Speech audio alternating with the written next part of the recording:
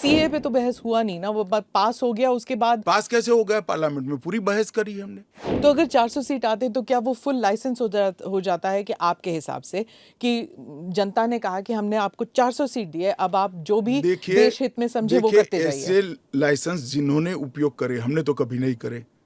इंदिरा गांधी ने एक बार लाइसेंस का दुरुपयोग किया था और फिर स्वयं चुनाव हार गई थी।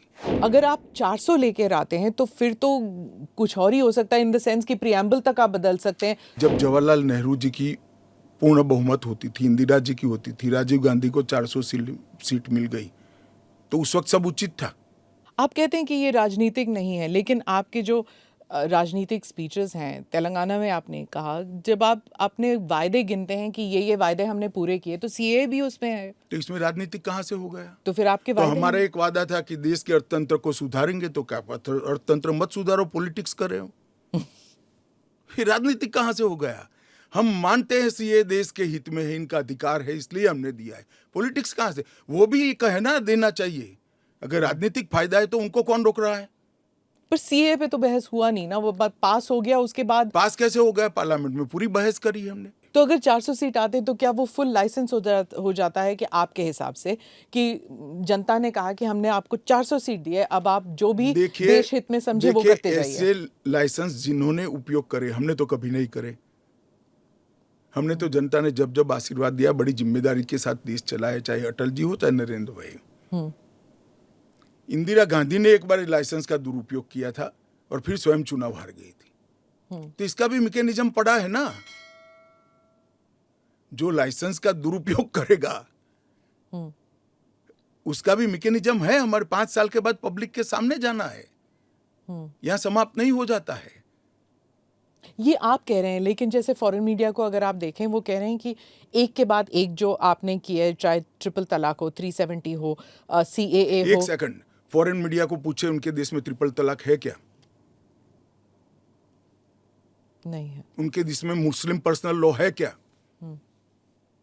उनके देश में एक भी स्टेट में 370 जैसा प्रोविजन है क्या? पर हमारे में हिंदू लॉ भी तो है, सक्सेशन लॉ है। इसका नाम हिंदू लॉ है, वो देश का नागरिक कानून ही है। फिर मैं उसी सवाल पे आती हूँ, चाहे सीए हो, यूसीसी हो, या यूसीसी नहीं, सीए हो, या फिर 370 हो, ट्रिपल तलाक हो, ये सब आपकी मेजॉरिटी की वजह से ये सब स्मूथली हो गया। अगर आप 400 लेकर आते हैं तो फिर तो कुछ और ही हो सकता है, इन द सेंस कि प्रियम्बल तक आप बदल सकते हैं, सोशलिज्म हटा देंगे, सेक्युलरिज्म हटा देंगे। हमारे संविधान की रचना करते वक्त ये सारी चीजें बहुत सोच समझकर बनाई गई हैं। तो मुझे बताइए कि जब जवाहरलाल नेहरू जी की पूर्ण बहुमत होती थी, इंदिरा जी की होती थी, राजीव गांधी को 400 सीट मिल गई, तो उस वक्त सब उचित था? नहीं था ना, इसीलिए तो उन्हें हटा दिया गया। तो हम भी नहीं करेंगे, उचित नहीं करेंगे, हम संयम नहीं रखेंगे, सेल्फ डिसिप्लिन नहीं रखेंगे, तो हमें भी बदल देंगे। ये तो कोई तर्क नहीं हुआ। देखिए, नरेंद्र मोदी के पास, इस देश के प्रधानमंत्री के पास 10 साल का ए ग्रेड पास्ट रिकॉर्ड है और 25 साल का प्लानिंग है। 25 और साल 25 साल टोटल का प्लानिंग उन्होंने बनाया है कि 15 अगस्त 2047 को भारत पूर्ण विकसित भारत होगा। और उन्होंने पहली बार सरकार की मदद से नहीं, देश के 130 करोड़ लोगों को आह्वान लेकर संकल्प करा है कि सभी लोग जुटे, और ये 25 साल भारत को महान बनाने के 25 साल है।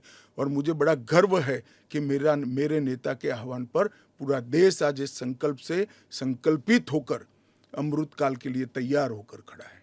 इसके साथ साथ इस देश में गुड गवर्नेंस, इस देश के अर्थतंत्र को दुनिया के प्रमुख अर्थतंत्रों में शुमार करना, दुनिया भर के टेक्नोलॉजी और R&D के लिए एक प्लेटफॉर्म बनाना, भारत को मैन्युफैक्चरिंग का हब बनाना, भारत को हर क्षेत्र में आत्मनिर्भर बनाना, इस देश की शिक्षा व्यवस्था को दुनिया के साथ और दुनिया से आगे ले जाने का प्रयास करना, ये सारी चीजें हमने करी है।